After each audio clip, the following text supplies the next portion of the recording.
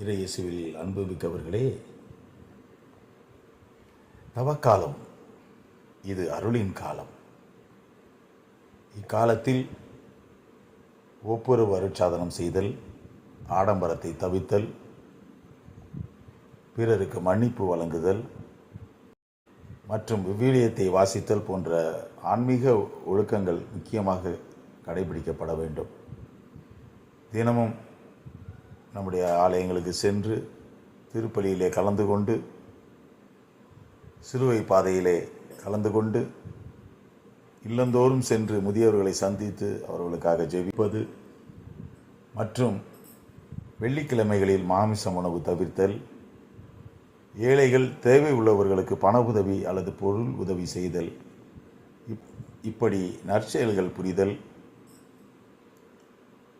மற்றும் மனமாற்றமடைந்து பிறரோடு நல்லுறவை புதுப்பித்தல்,